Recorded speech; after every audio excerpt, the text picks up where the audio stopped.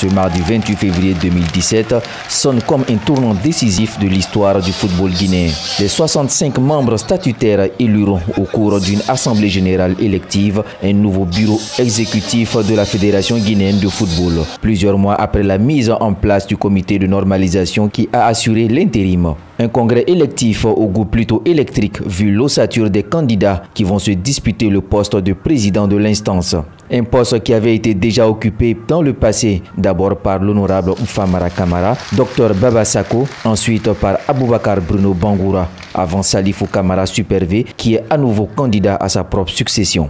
Des noms qui, tant soit peu, ont géré des mains de maître l'institution en charge de gérer le football guinéen de l'indépendance à nos jours avec des résultats plus ou moins glorieux. Si par le passé, l'on ne sentait pas assez d'engouement autour des élections à la fédérale, l'élection de cette année a une saveur toute particulière car depuis plusieurs semaines, les états-majors des partis engagés dans cette bataille à la Feguifoot battent campagne partout dans le pays. Certains endroits prisés de la capitale guinéenne ont déjà pris les couleurs de candidats. Des panneaux publicitaires, des véhicules de campagne sont brandés à l'effigie des candidats. Tout un engouement qui annonce les couleurs de cet événement, pas comme les autres. Des élections à engouement, du fait que la particularité en vaut la peine.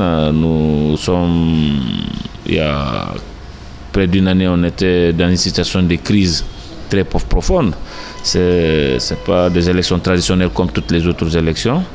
C'est des élections qui viennent mettre fin à un processus de transition qui n'a fait que trop durer. Depuis près de 9 mois, il y a une structure de normalisation qui est là, qui essaie de mettre en place pour nous rétablir à l'ordre constitutionnel au niveau fédéral. Donc c'est pour vous dire que l'engouement qui se trouve autour de ces élections sont en partie beaucoup plus expliqués par tout cet ensemble d'éléments qui sont là, et surtout les candidats. Les candidats aussi, il ne faut pas négliger. Si certaines élections précédentes étaient aussi tendues jusqu'à constater l'implication même au sommet de l'État, celle-ci a également un engouement aussi particulier. Mais dans l'histoire des assemblées générales électives de la Feguifoot, jamais une élection d'un comité exécutif n'a connu un tel enthousiasme en Guinée. Toute la famille du football guinéen se mobilise autour des projets des différents candidats. Non, l'engouement, c'est autour d'Antonio Souare. En fait, c'est ça. L'engouement, c'est autour d'Antonio Souare. Est-ce que c'est le football qui amène l'engouement? Puisqu'avant qu'on ne parle de ces élections, il n'y avait pas cet engouement-là. Mais je dis c'est que tout le monde s'est rabattu autour d'Antonio Souare, autour de son programme, et tout le monde l'accompagne. Mais là, malheureusement, vous savez, quand vous prenez même le poste de vice-présidence, c'est un seul qui va être élu alors qu'il y a 3. Vous prenez les 11 membres, il y a 32 candidats, il n'y a que 11 qui vont être élus.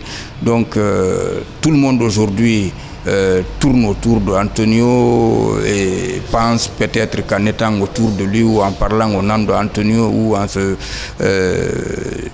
sais pas, en essayant de vivre et respirer, il peut avoir la chance ou peut-être les faveurs, entre guillemets. Sur les 40 dossiers reçus par la commission électorale, 37 candidatures ont été validées pour 15 places à pourvoir. Ils seront donc 65 délégués qui vont départager les candidats au soir du mardi 28 février.